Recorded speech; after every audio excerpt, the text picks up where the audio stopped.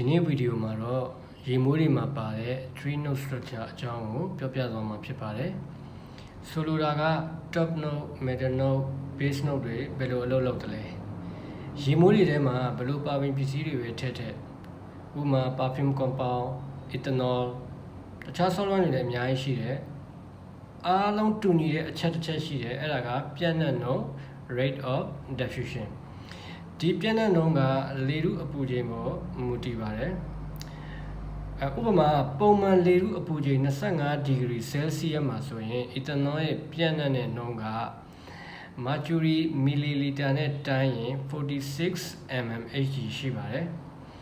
အဲ့တော့ရေမိုးတွေထဲမှာထည့်တဲ့ aromatic oil တနည်းအားဖြင့်aromatic oil က natural ပဲဖြစ်ဖြစ် synthetic ပဲဖြစ်ဖြစ်အဲ့ပါဝင်ပစ္စည်းတွေမှာမတူညီတဲ့ပြန့်နှံ့နှုန်းနဲ့မတူညီတဲ့ရနံ့ဆိုင်ရာ Weber pressure တွေရှိပါတယ်ဆိုတော့နှာခေါင်းထဲကိုရောက်လာတဲ့ဘယ်အနံ့မဆိုပြန့်နှံ့မှု diffusion ဆိုတဲ့ဂုဏ်သတ္တိရှိရပါတယ်အဲဒါကြောင့်ရေမိုးတွေထဲကပါဝင်ပစ္စည်းတိုင်းဟာပြန့်နှံ့နေကြတယ်ဆိုတာသိထားရပါမယ်ရေမိုးစပြန့်ချိန်မှာ top node ကပဲစပြန့်နှံ့ပြီးမှ middle node တို့base node တို့ကနောက်ပိုင်းမှာပြန့်နှံ့နေဆိုတာလုံးဝမှားယွင်းတဲ့အယူဆပါအဓိကအချက်ကစဖြန်းလိုက်တဲ့အချိန်ကစပြီးတော့ပါဝင်ပစ္စည်းအားလုံးရဲ့ပြန့်နှံ့တဲ့အရာစတင်ပါပြီ top node ကိုပထမပိုင်းမှာပဲစခံစားရတာပြီးရင် middle node ကိုနောက်မှခံစားရတာ base node ကိုနောက်ဆုံးမှခံစားရတယ်ဆိုတာတွေကအားလုံးက rate of diffusion ကြောင့်ပါ molecular weight နဲ့ပတ်သက်ပြီးကျွန်တော်စာအုပ်ထဲမှာလည်းကျွန်တော်ပြောထားတာတွေရှိပါတယ်ဆိုတော့ပြန့်နှံ့တဲ့အချိန်နဲ့ molecular အလေးချိန်ဘယ်လိုဆက်လဲဆိုရင်ကျွန်တော်တို့ပတ်ဝန်းကျင်ရဲ့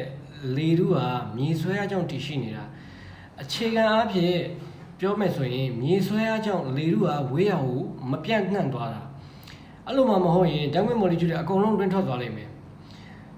top node ကိုအပေါ့ပါဆုံး molecule တွေနဲ့တိဆောက်ကြရတယ်အဲ့တော့ molecule တစ်ခုကသေးငယ်ပြီးပေါ်ပါနေမယ်ဆိုရင်မြေဆွဲအားရဲ့တက်ရောက်မှုကလည်းလေးလံတဲ့ molecule တွေထပ်ဆိုင်ရင်အများကြီးနှဲပါလိမ့်မယ်။ဘာလို့လဲဆိုတော့မြေဆွဲအားရဲ့ပုံသင်နည်းကတော်တော်လေးရိုးရှင်းတယ် gravitational force formula က G equal m over r square ဆိုတော့ m အကြီးက mass 2ကိုဆိုလိုတာ m အသေးက molecule တွေနဲ့သက်ဆိုင်တယ်။မြေဆွဲအားကလေးလံတဲ့ molecule တွေကိုပေါ်ပါတဲ့ molecule တွေထပ်ဆိုင်ရင်အားကုန်ဆွဲချလေးရှိတယ် top node ရဲ့တင်းငယ်တဲ့ molecule တွေရဲ့နောက်ထပ်အကြောင်းရင်းတစ်ခုအဲ့ဒါဘာလဲဆိုတော့ hydrocarbon structure ကြောင့်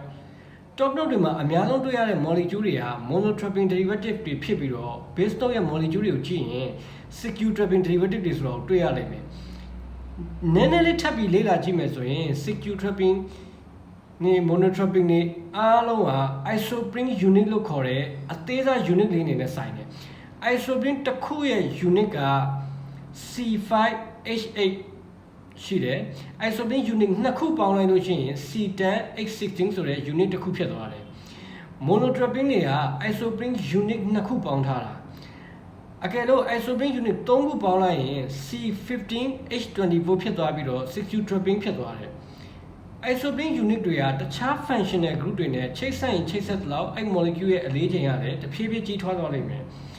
အဓိကပြောချင်တာရေမွေးစဖြန်းတဲ့အချိန်မှာရနံ့တစ်မျိုးလေးရနေတယ်ဆိုတာလုံးဝမဟုတ်ပါဘူးရေမွေးပညာရပ်မှာဒီ tree node structure တစ်ခုလုံးကတစ်ချိန်တည်းမှာပြန့်နှံ့ပြီးတော့တစ်ချိန်တည်းမှာပဲအာယုံခံစားမှုတည်းရဲ့ sensation ကိုဖြစ်ပေါ်စေတယ်ဆို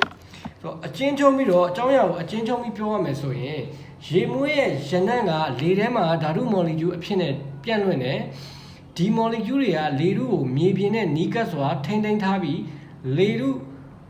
ရေမွေးရဲ့ molecule တွေကိုလေထဲမှာတည်ငြိမ်စွာပြန့်နှံ့အောင်ကူညီပေးတယ်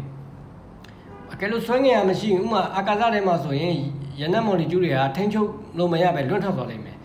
ရေမွေးဖန်တီးတဲ့အခါမှာဥမာ complex Y နဲ့ alcohol နဲ့ရောကြတယ်ဒီအရောနှောရဲ့သိပ်သီးစား density နဲ့အလေးချိန်ကဆွဲငင်အားနဲ့ဆက်ဆက်မှုရှိတယ်ဆွဲငင်အားကလေထုဖိအားကိုဖြစ်စေတယ်ဒီလေထုဖိအားကရေမွေးရဲ့အနံ့ပြည့်လွင့်မှုကိုလည်းတစ်ဖက်ကထိခိုက်စေနိုင်တယ်ဥမာပင်လယ်ရေမျက်နှာပြင်မှာလေထုဖိအားများတာကြောင့်ရေမွေးရဲ့အနံ့ကပိုပြီးပြန့်လွင့်နိုင်ပြီးတော့ တောင်တန်းဒေသလိုလေထုဖိအားနည်းတဲ့နေရာမျိုးမှာဆိုရင်အနံ့ပြန့်လွင့်အားနည်းပါလိမ့်မယ်အာကာသလိုဆွဲငင်အားသိမ့်မရှိတဲ့နေရာမျိုးမှာရေမိုးအသုံးပြုမယ်ဆိုရင်အနံ့မော်လီကျူးရလွင့်ထွက်ယူရပြီးတော့ထိန်းချုပ်လို့ရမှာမဟုတ်ဘူးအဲ့ဒါကြောင့်အာကာသယာဉ်ထဲမှာရေမိုးအသုံးပြုဖို့ဆိုရင်ဆွဲငင်အားမရှိတဲ့ပတ်ဝန်းကျင်ကိုထည့်သွင်းစဉ်းစားပြီးတော့ဖန်တီးရလိမ့်မယ်နောက်ဆုံးပြောချင်တာ perfume နဲ့ gravitational ရဲ့ဆက်ဆက်မှုဟာရေမိုးရဲ့အနံ့ပြန့်လွင့်မှုအရေရဲ့ဖွဲ့စည်းမှုလေထုဖိအားလိုမျိုးဆွဲငင်အားရဲ့တဘာဝဂုဏ်တက်တီတွေပေါ်တွယ်ပိုက်ပြီးတော့ဆက်ဆက်မှုရှိနေတယ်ဆိုတဲ့အကြောင်းပါ